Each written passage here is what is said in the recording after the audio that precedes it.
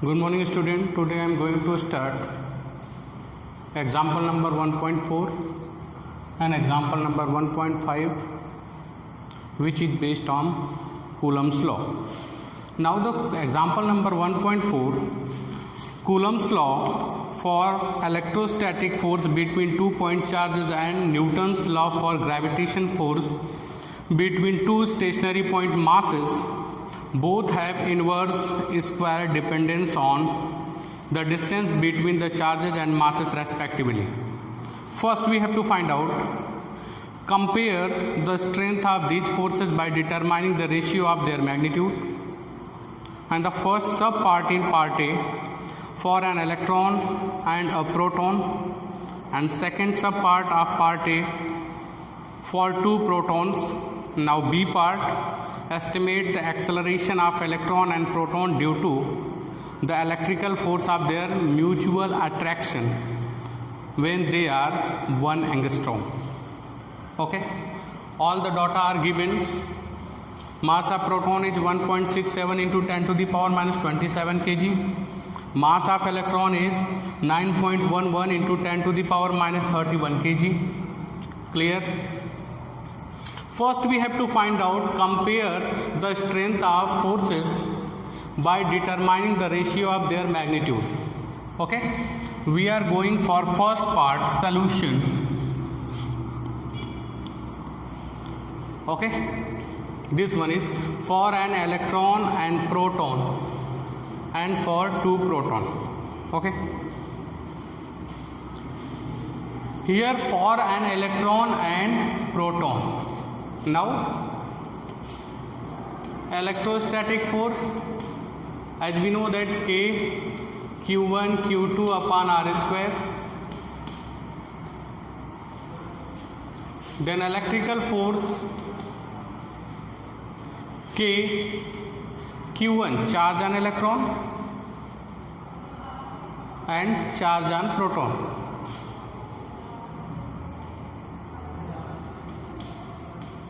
Upon R square. Fe is equal to how many? Minus Ke square upon R square. This is equation number 1. Electrostatic force. Minus sign shows that this force are attractive in nature. Now the second one is gravitational force. As we know that gravitational force, we learn in previous classes, force Fg, G m1 m2 upon R square. Is that clear? And what do you think about Fg is equal to G, mass of electron, mass of proton upon R square. First we have to find out for an electron and proton. Okay, this one is equation number 2. We have to compare it, ratio find out करना है. Now 1 upon 2, it will give Fe upon, it is also minus because every mass in the universe attract other mass according to Newton's law of gravitation. Minus sign so that this force is also attractive.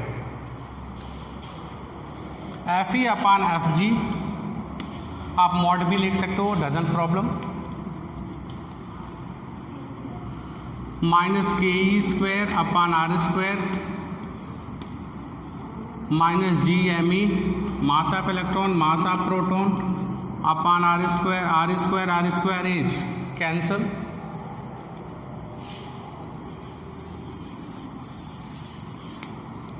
Now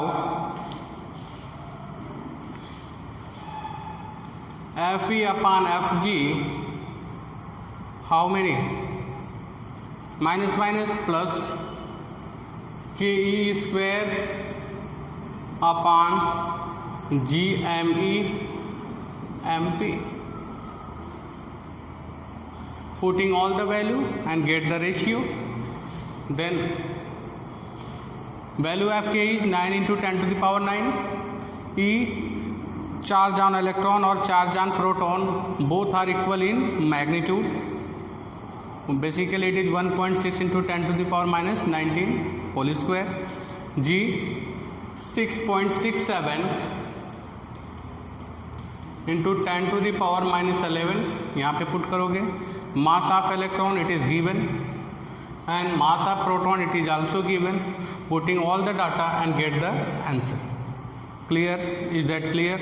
Now same question for second part, same answer, because for 2 proton charge on electron, magnitude of charge on electron and also proton is equal.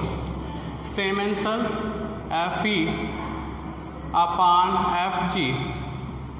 For 2 protons it is also same, K square upon G MEMP. Basically we take mod.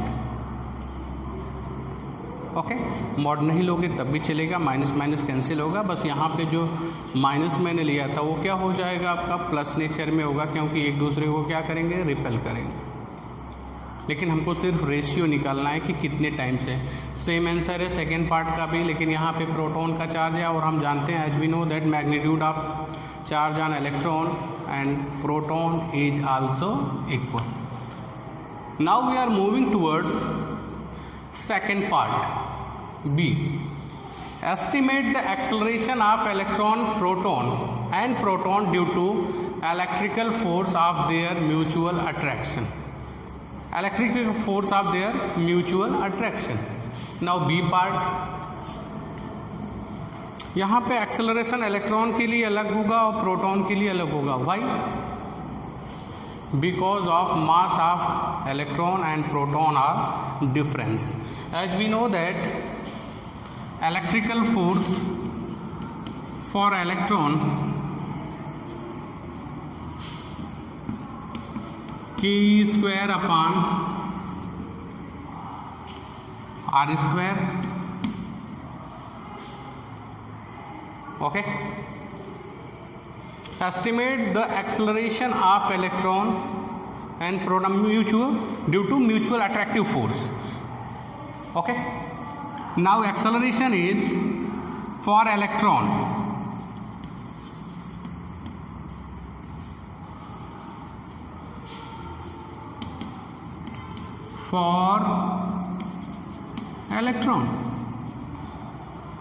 this is mutual attractive force. We have to find out, estimate the acceleration of electron and proton due to electric force of their mutual attraction. तो क्या हो जाएगा बेटा, mass acceleration of electron equal to force upon mass of electron. तो force क्या हो जाएगा बेटा, this K E square upon R square upon mass of electron करोगे तो मास ऑफ इलेक्ट्रॉन क्या हो जाएगा, इधर हो जाएगा. सारी वैल्यूज पुट कर देंगे. के की value 9 into 10 to the power 9. E charge on electron 1.6 into 10 to the power minus 19 whole square. R square, distance between this two is 1 angstrom. 1 angstrom means 1 into 10 to the power minus 10 metre. And mass of electron it is given. Okay. Whenever we calculate acceleration of proton due to electric force of their mutual attraction, then it will becomes acceleration of proton. It will becomes force of attraction same upon mass of proton. It will becomes Ke square upon R square same here mass of proton. Are you getting my point? Is that clear? Put all these value and get the answer. It is example number 1.4. Take a screenshot. After that we are solve example number 1.5.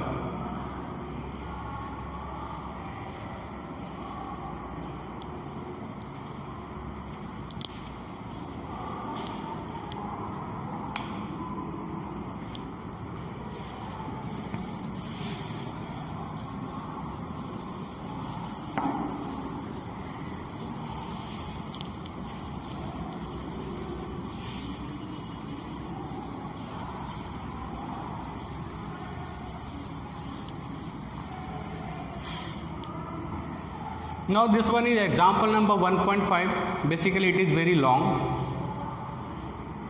It cannot be written on blackboard because it consumes plenty of time.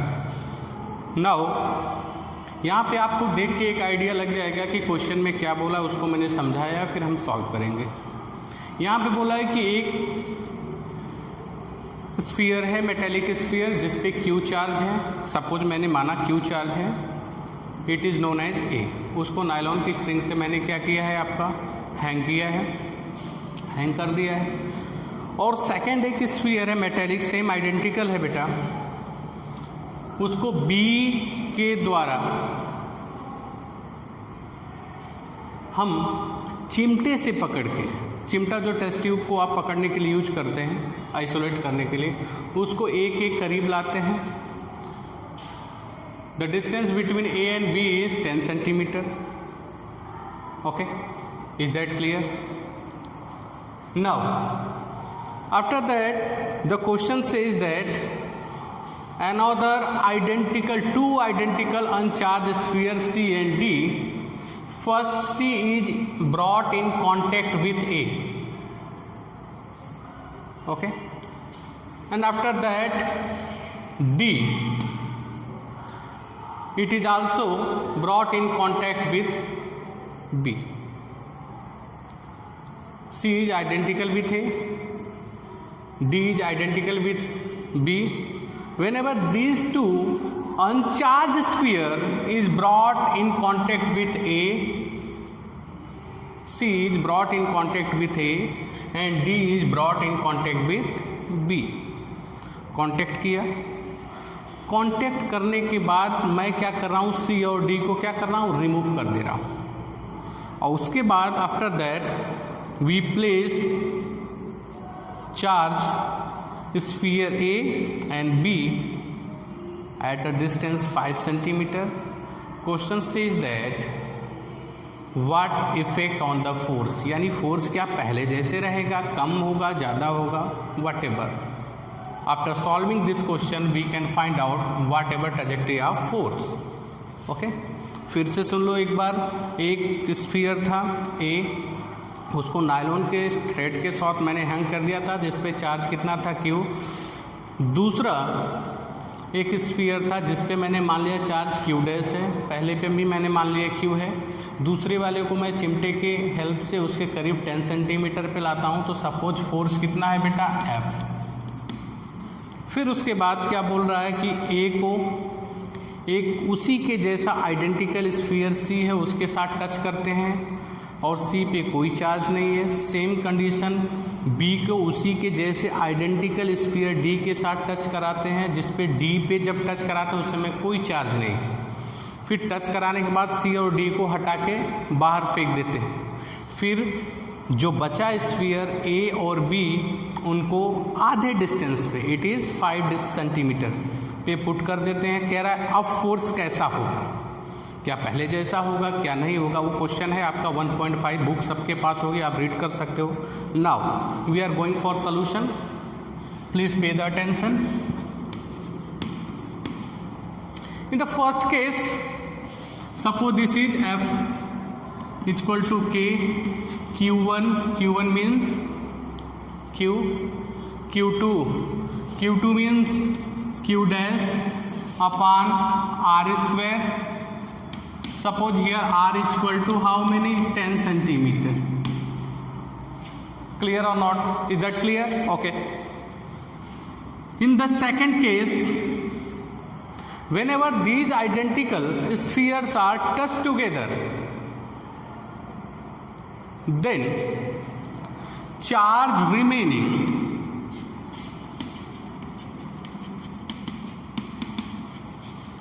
on A after touching B, तो क्या हो जाएगा, new charge on A. Suppose this is Q1। Touch करने के बाद, पहले नहीं, touch करने के बाद। तो मैंने आपको सिखाया था थियरी लेक्चर में चार्ज बाई कंडक्शन, जब कभी भी दो आइडेंटिकल स्फीयर को या टच कराते हैं तो उनमें चार्ज का डिस्ट्रीब्यूशन क्या होता है, according to arithmetical mean. Okay, that's why it is q plus 0 upon 2. q plus 0 upon 2 arithmetical mean. It will become q by 2. Same condition. अब C पे भी q बाई 2 चार्ज होगा, A पे भी और C पे, दोनों पे बेटा क्या होगा, बिल्कुल इक्वल चार्ज होगा. लेकिन C को फिर मैं टच करा के फेंक दो, इसका काम हो गया. नाउ हमको सिर्फ A से मतलब है. Charge remaining on B after touching D. It is known as, suppose that Q2, Q dash plus 0. इस पे 0 है क्योंकि जिसे मैं टच कराया वो क्या है, identical अनचार्ज sphere. Q dash plus 0 upon 2, Q dash upon 2. Now the new force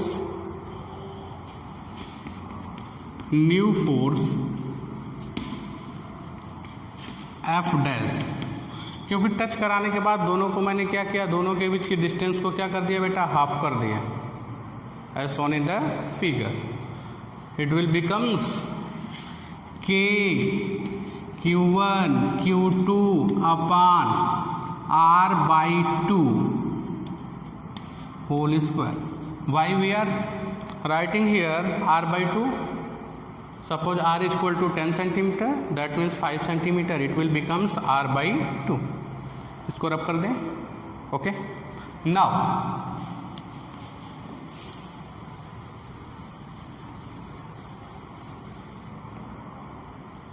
F dash is equal to new force K. Q1 को क्या लिखेगा बेटा, Q by 2. Q2 को how many, Q dash by 2.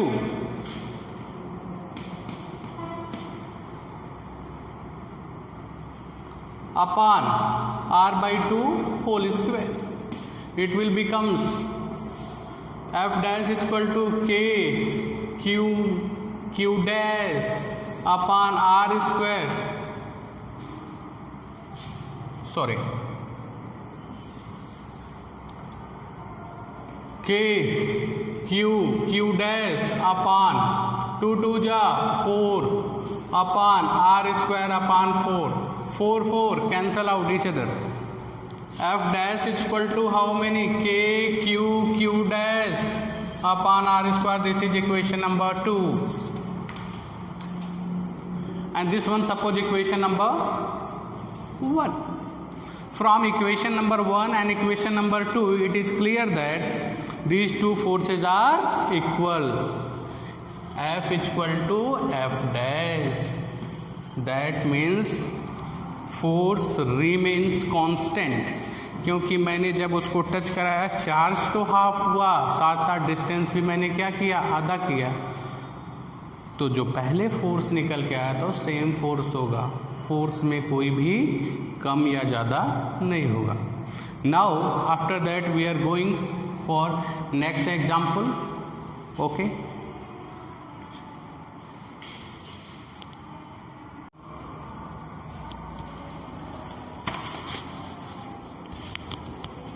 now we are going to example number 1.6. It is given that consider three charges Q1, Q2, Q3 each equal to Q at the vertices of an equilateral triangle of side small l.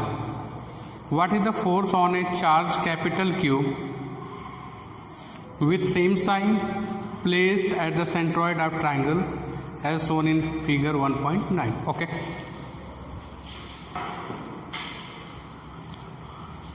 These three charges Q1 is equal to Q, Q2 is equal to Q, Q3 is equal to Q.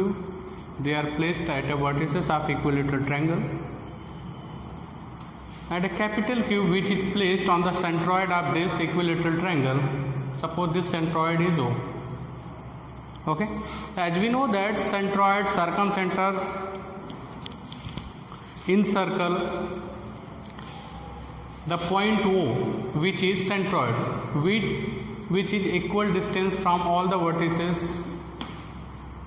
AO, BO and CO. AO is equal to BO is equal to CO. Okay, equilateral triangle का centroid vertices से हमेशा equal distance पे होता है. Is that clear? That's why we are saying AO is equal to BO is equal to CO. Suppose here charge capital Q is placed at point O. Okay, this is Q1 is equal to Q, this is capital. They are like charges, they are repel each other. That's why force on Q, capital Q, due to charge on A is F1 outward. Same force on capital Q due to charge on B is F2. In same, force on capital Q due to charge on C is, this is F3. We have to find out resultant force. F1 plus F2 plus F3.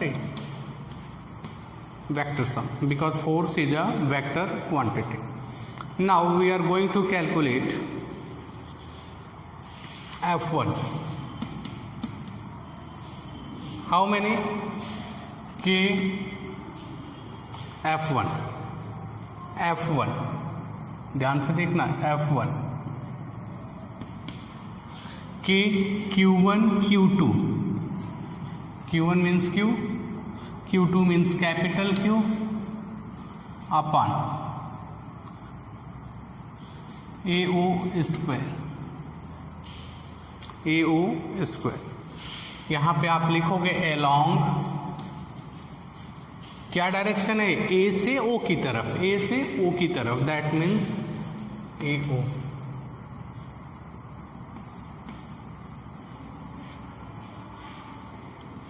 Similarly, F2 is equal to K, same F2 K Q1 Q2, Q1 Q upon OB square, BO square along BO.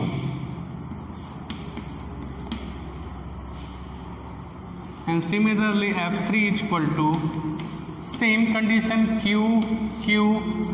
upon CO square along CO. Direction लिखना जरूरी है because these three have different directions. First one is along AO, second one is along BO, third one is along CO. Now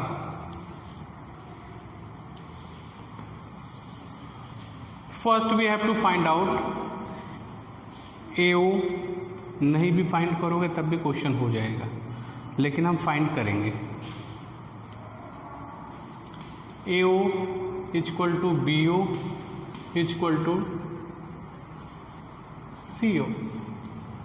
कैसे find out करेंगे? इसको लिख के छोड़ देंगे. This is equation number 1, this one is 2, this one is 3. This is point 1. Suppose that in triangle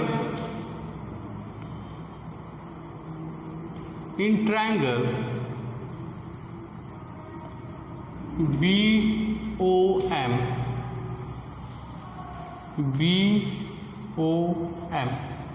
दिख रहा है ये वाला ट्रायंगल. ये एंगल कितना होगा बेटा? 30 डिग्री. क्लियर है, क्योंकि इक्विलेटरल ट्रायंगल का हर एक एंगल 60 डिग्री होता है। जब उसको सेंट्रोइड से मिलाएंगे तो इसको बाइसेक्ट करेगा, दिस इज 30 डिग्री। हमको फाइंड आउट करना है BO suppose, because AO equal to BO equal to CO। BO find out करना तो कौन सा रेशियो लगाएंगे, कॉस का। Cos theta equal to base upon hypotenuse. Base हमको पता है, this is whole distance, it is L, that's why it is L/2। ये कितना होगा, L/2। Now cos 30 degree base L/2 upon hypotenuse BO। cos 30 as we know that √3/2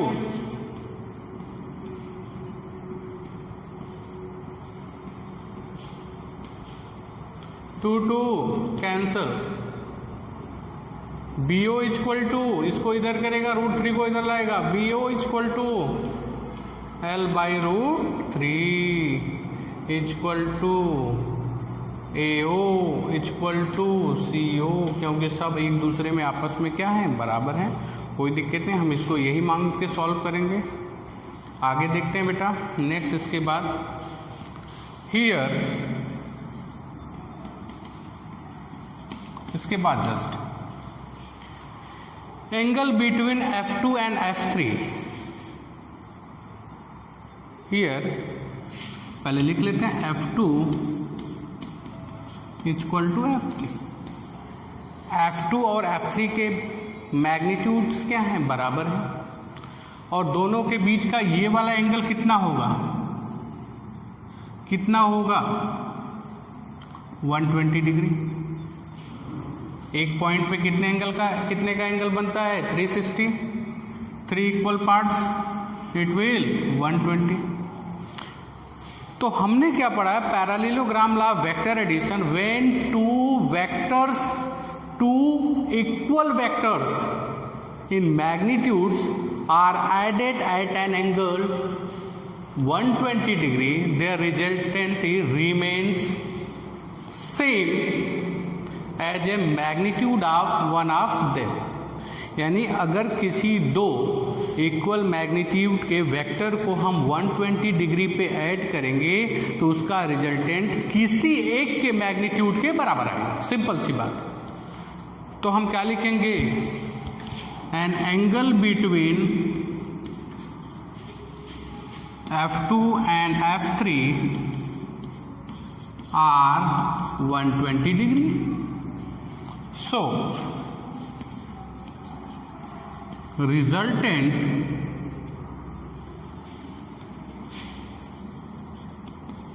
between F2 and F3 R क्या हो जाएगा,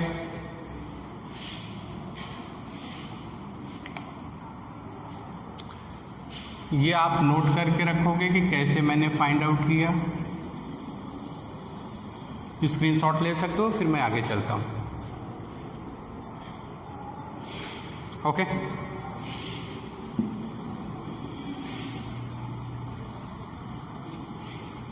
now the resultant between F2 and F3, what is F2, FR equal to F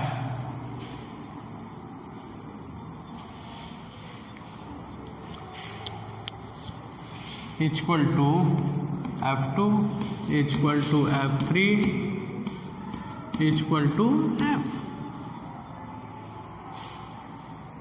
दोनों का magnitude जो होगा 120 degree पे add करोगे तो सपोज F आएगा, वो किसके बराबर होगा, F2 और F3 के बराबर होगा। और हम जानते हैं, as we know that resultant of two vectors is bisect these two vectors, that means this resultant FR equal to F which is along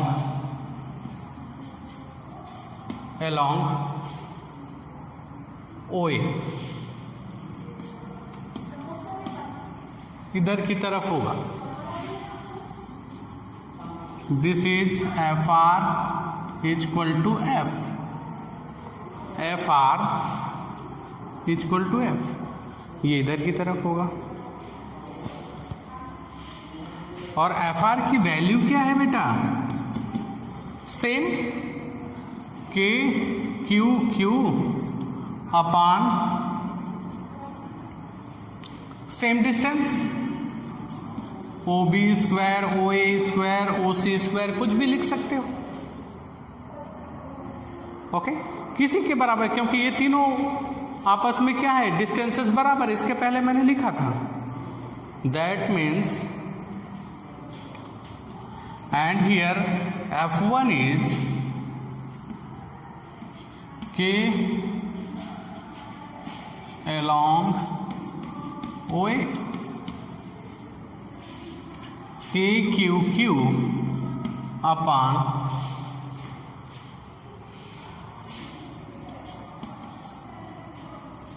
OA भी लिख सकते हो, OA स्क्वायर along AO। नीचे की तरफ, दूसरा ऊपर की तरफ।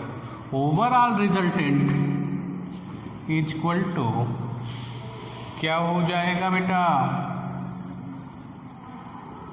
के Q Q upon O B square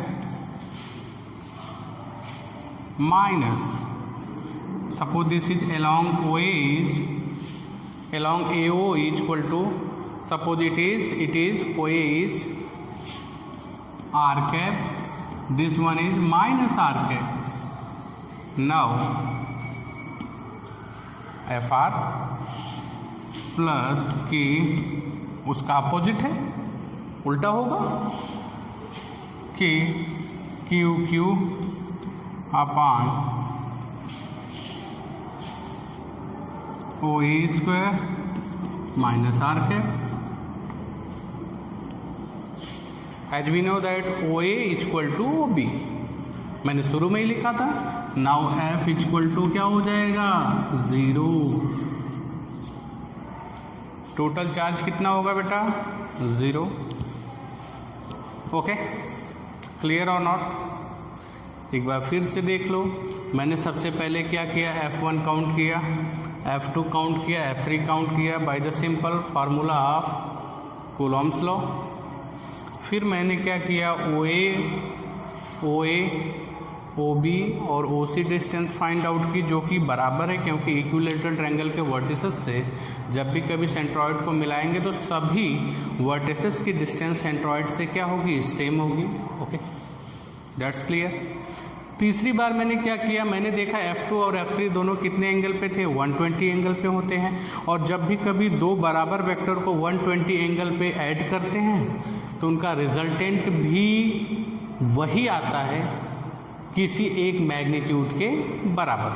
चाहे F2 F3 दोनों मैग्नीट्यूड में, तो रिजल्टेंट भी वही आएगा। और यहाँ पे FR इक्वल टू क्या है? Basically FR equal to resultant between F2 and F3। This is KQQ upon OB square, suppose OA along OA। दूसरा क्या था आपका? जो F1 था, it is downward direction to equal and opposite vector, that's why their sum is 0। Okay, thank you. Next में हम चलेंगे electric field. Okay.